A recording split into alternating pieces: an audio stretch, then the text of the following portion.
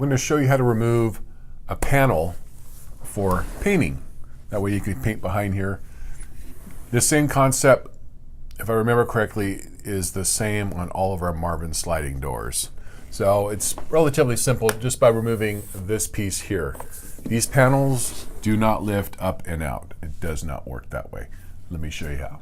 Okay, in order to get this piece off, we have to remove these screws, and on this particular door we got to remove this block. If this was an integrity door, this is just on there with some double-sided tape. You just pull on it and it'll come right off. If the door is brand new and your installer hasn't put that on yet, be sure to install this after the door has been finished, because you will need it on there.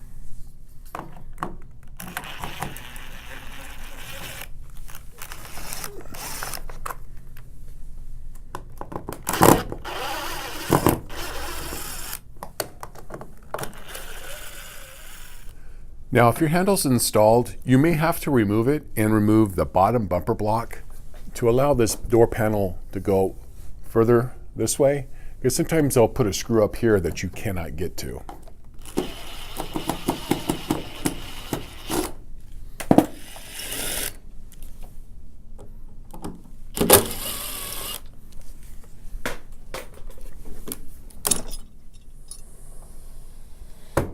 And there's the hidden screw right there. Okay, we're removing the hidden screw. Okay, that allowed this piece to come loose. You should be able just to pull it out just like that. If it didn't come out that easily, you'll have to adjust the wheels down on your door. And that'll allow the door to come down to allow for this to come out. A slotted screwdriver, you can just take these wheels and you can turn them counterclockwise, and it allows the door to go down. Okay, now your active panel can be removed for painting. Just simply put it towards you, lift it up, and set it to the side. Since we got the active panel out, this would be a good time to go ahead and take some pledge, spray it on a paper towel, and we're gonna squeeze it in there, and then we're gonna wipe down this interlock. Now, be mindful, if your door has not been painted or stained yet, you wanna be careful not to get any pledge on your wood, because your paint or stain may not stick to the wood if you got that contamination on there. So I'm going to be mindful of just trying to get it on this edge here. I'm going to go ahead and wipe down the weather stripping.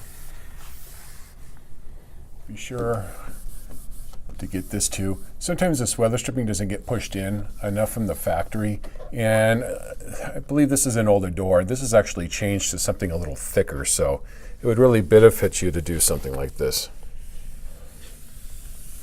Also, at this point, if you ever had to replace your interlocks, or maybe these two were hitting each other or something, and maybe we could be over tighten these screws, or if your painter did remove these and then used a power drill to drill these in, these interlocks could bend like this. So we need to make sure that these are not over tightened. Now would also be a time to wipe down your panel guide. Now, I have been known to be a miracle worker just by removing this little felt piece on this guide. This is only there for when you slide the door, that it takes out any excess wobble, but sometimes these doors, they swell up during construction and they slide poorly, and just by removing that, it makes a world of difference. So don't be afraid to do that. You are not going to void the warranty by doing that, but you will look like a miracle worker by getting the door to slide good. Okay, now that we're pretended that the door is painted and stained, we can now go ahead and put our panel back in. Okay, we're going to go ahead and take the panel, we'll sit it in at the bottom, like that, and then we'll put this back in. Take note, there's a little lip here, and that little lip goes up in a kerf that's up here, so we just go ahead and take this, put it in there. Okay, now that we got that in there, let's go ahead and put a screw in there.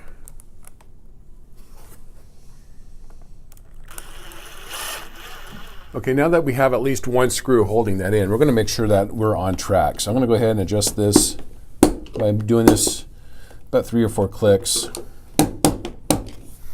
and making sure it slides okay, which it does. So we'll go ahead and put the rest of the screws in. Okay, we're going to put the other screws in. Let's go ahead and put our hidden screw in before we reinstall our handle set.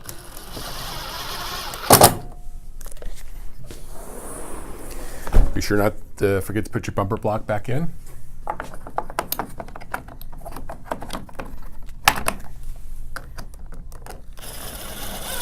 Be sure to remember to put our bottom bumper in.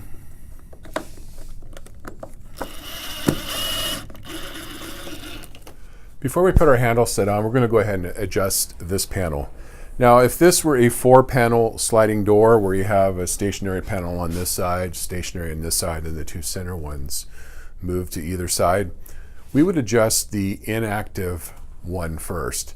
And how I would usually do that is I would line up these 2 doors so I could see the gap, and I'm trying to look outside between the glass and I'm looking through the glass to make sure this line is straight. So I'm adjusting that up a little bit.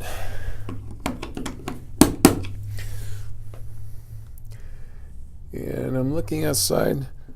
That looks relatively straight. And it slides great too. So if this were a 4-panel door, then you would do the same thing to the other door. And then when you closed both doors, the gap in the center should be exactly the same. If it is not exactly the same, that is how far at a square or at a level the door may be installed. So we're going to go ahead and close this, and we're going to check the gap between here and here. Okay, we're going to close this door. All right. It looks like we're slightly bigger at the bottom than the top.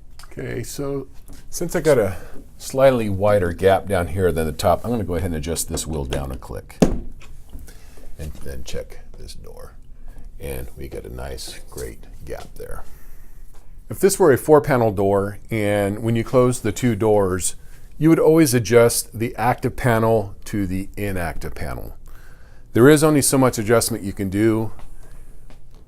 I don't know how many times I've gone to a job, and on a 4-panel door, I see a hump in the sill or a dip in the header. And one way to check that, without even having to pull out a tape measure or anything, is just track the door when it closes. And let me show you what I'm talking about. So when I say tracking the door, I'm looking at the gap between the top of this panel and the top of this frame. And as I slowly move the door, that gap should not change. If it changes, that's telling me there's either a hump in the sill or a dip in your header. But as long as this doesn't touch the top, because we know there's nothing perfect in construction and that the doors operate fine, then it's all good. Okay, now it's time to install our handle.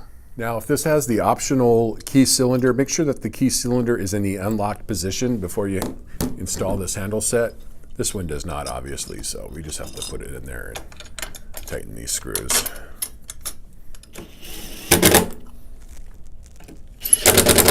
There's a few more adjustments that could be made.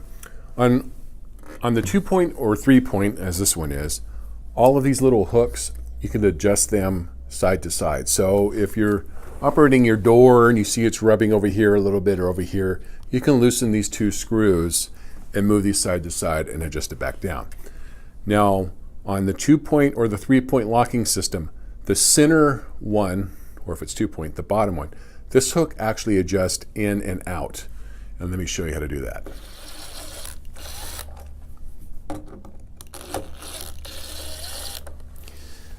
And now that's going to expose you to a series of shims that we put in there. And you can actually stack these shims before or after this little plate. So you could actually put shims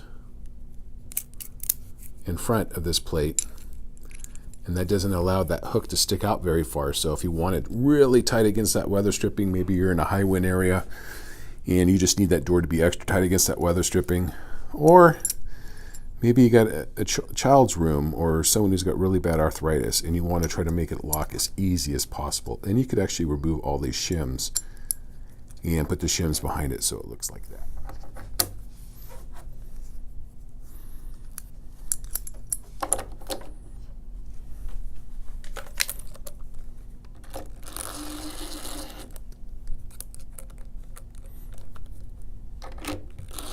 So we'll go ahead and try the door. Locks great. So now let me show you how to adjust our sliding screen. First things I like to do is clean off this track. And of course, I like to use Pledge. And then we're going to wipe this off all the way down.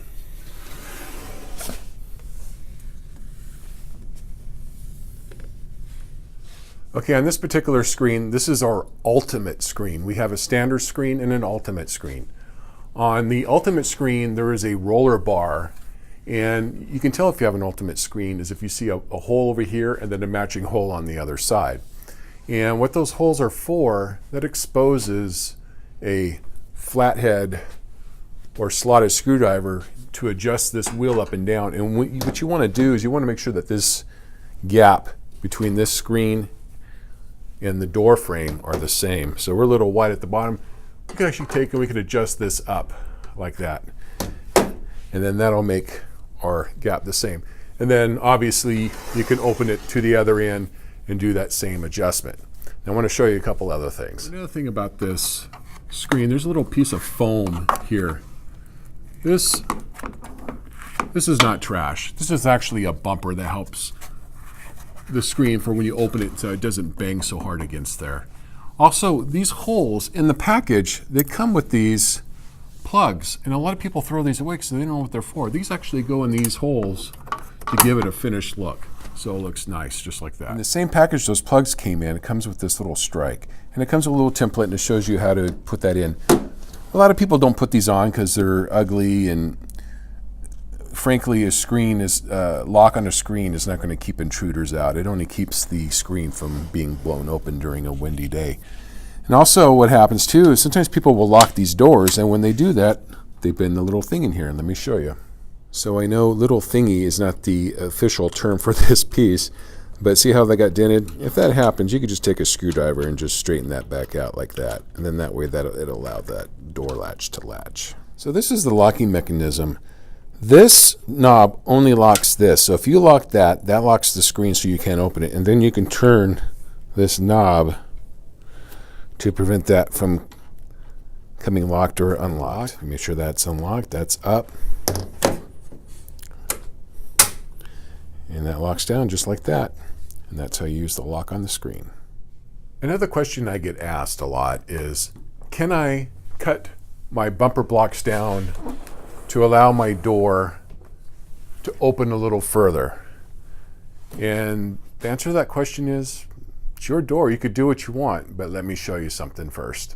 So if you decide to cut your bumper blocks down, see how that gap is? The reason why those bumper blocks are so long is so your handle doesn't touch your door and break the handle, for one, and two, it's so you don't smash your fingers. So if you decide to cut those off to get that extra inch out of there, be mindful if you have children or someone who may not be able to pay attention, that they're going to smash their fingers. So just a forewarning before you do that. So as I end this video, one thing you may ask, if you've adjusted this door all the way down, you removed all these screws, this piece is loose, and you still cannot remove it, you may want to look at your install of your door. Make sure that your insulator didn't over foam this door, or there's a severe dip in the header or crown or hump in the sill. You should be able to remove this as I showed you earlier in the video. So that's it. I hope this gives you an understanding on how to basically adjust the Marvin sliding door, and the same principles go for our Integrity sliding door. That's it. Thank you for watching this video. If this video helped you out, please hit the subscribe button. That helps me out. Thank you.